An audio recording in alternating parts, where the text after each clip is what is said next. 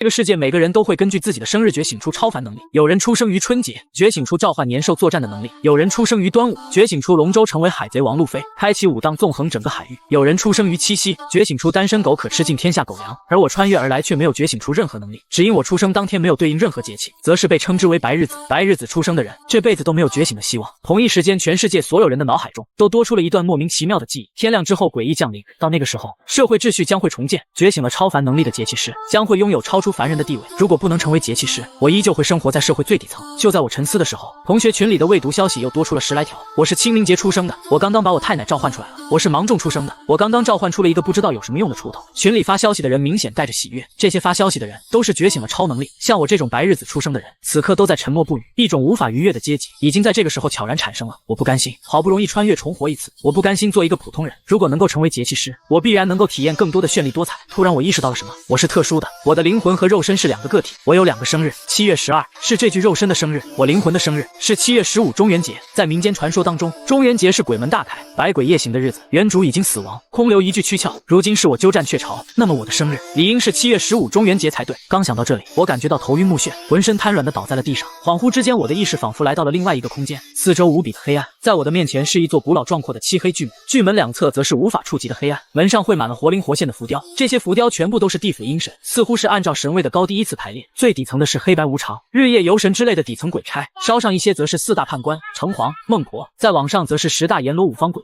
阎罗之上则是地藏王菩萨、泰山府君、丰都大帝，最往上的是地府的创造者，至高无上统掌轮回的后腿云啊！鬼门关的大门上绘着，分明是一副地府神位者。站在漆黑巨门前，我感觉自己渺小如蝼蚁。抬头向上看去，漆黑巨门上挂着一副牌匾，牌匾之上有3个大字，这3个字我明明不认识，其中的含义却浮现于心中。鬼门关这3个字就像是深深烙印在我的脑海中一样，挥之不去。鬼使神差之下，我伸手朝着漆黑巨门上的浮雕摸去。漆黑巨门很高，我站在这里只能触摸到位置较低的浮雕。我触碰到的雕像是黑无常，黑无常犯无咎，民间称呼其为八爷。八爷身穿黑色差服，头戴尖尖的黑色高帽，帽子上有4个大字天下太平，浑身上下缠绕着如同蛟龙一般的锁链，锁链的一头有着一个类似手掌的爪钩，这根锁链名为勾魂锁，这是八爷随身携带的勾魂法器。在我触碰到黑无常浮雕的时候，我的脑海中多出了黑无常的属性信息。黑无常等级超凡，被动是魂，在攻击时会对目标持续造成灵魂伤害，在面对没有实体的邪祟时，伤害效果翻倍。勾魂，黑无常抛出勾魂锁链，有一定几率勾出目标魂魄，在面对没有实体的邪祟时，会将目标拉到身前，恶者退散。黑无常越战越勇，战斗每持续1分钟，黑无常的战斗力提升1%。刚刚看完黑无常的属性之后，下一秒我回归现实，重新出现在出租屋当中。陡然间我有一种如芒在背的感觉，猛然扭头定睛一看，只见黑无常就在我的身后。我瞬间明白，我成为了节气师，黑无常是被我召唤出来的。八爷，让我看看你的本事。我话音刚落，就见黑无常抛出勾魂锁链，勾魂锁链前端的爪钩深深地嵌入钢筋混凝土当中，而后黑无常用力一转，一大块红砖带着混凝土被生生拽了下来。根据那突然出现在脑海中的声音所言，节气师的实力等级分为4个，分别是超凡、入圣、主宰、至高，每个等级又分为入门、初级、中级、高级、巅峰5个小等级。我属于是刚刚觉醒的节气师，自然只算是超凡的入门阶段，也不知道我觉醒出的能力在节气师当中是属于强的还是弱的。想到这，我决定和群里已经觉醒的人交流一下经验，拿起手机打开同学群，此时未读消息已经足有上百条了，其中有很多是已经觉醒成为节气师的同学发出展示自己能力的视频，其余的就都是另外一些没有觉醒的同学发出的恭喜之类的客套话。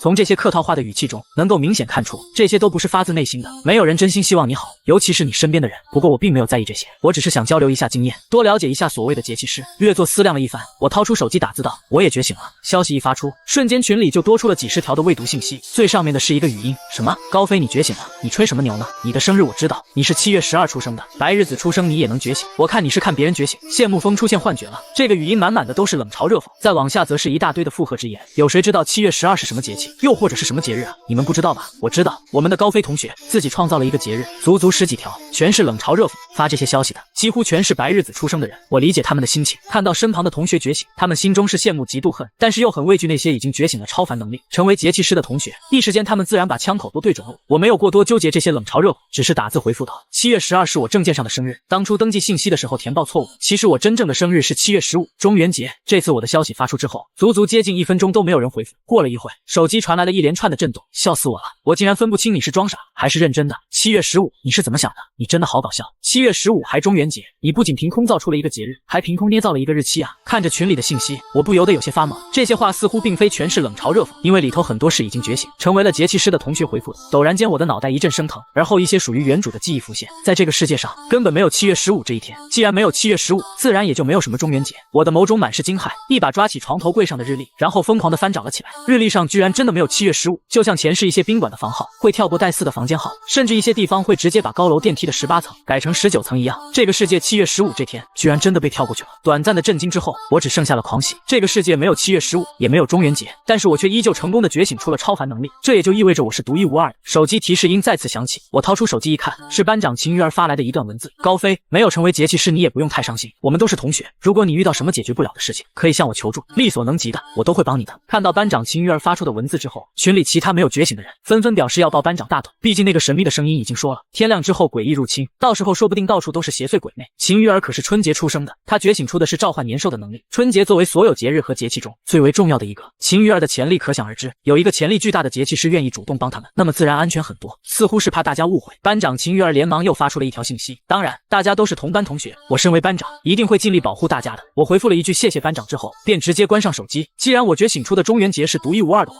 那么就没有在群里打探消息的必要。我暗自盘算了一下，自己之后一定要尽量保守秘密，不能再透露关于中元节的任何事情。次日一早，一切与往常无异，似乎昨夜脑海中那个声音所言不过是一个恶作剧。不过此时电视手机收音机中传来的紧急通知让我意识到事情并没有这么简单，请全体市民待在密闭场所，不要外出，如遇紧急情况请第一时间拨打求救电话。想提前看《生日觉醒》这本书的宝子们，可点击左下角下载起点读书，搜索《生日觉醒》提前观看。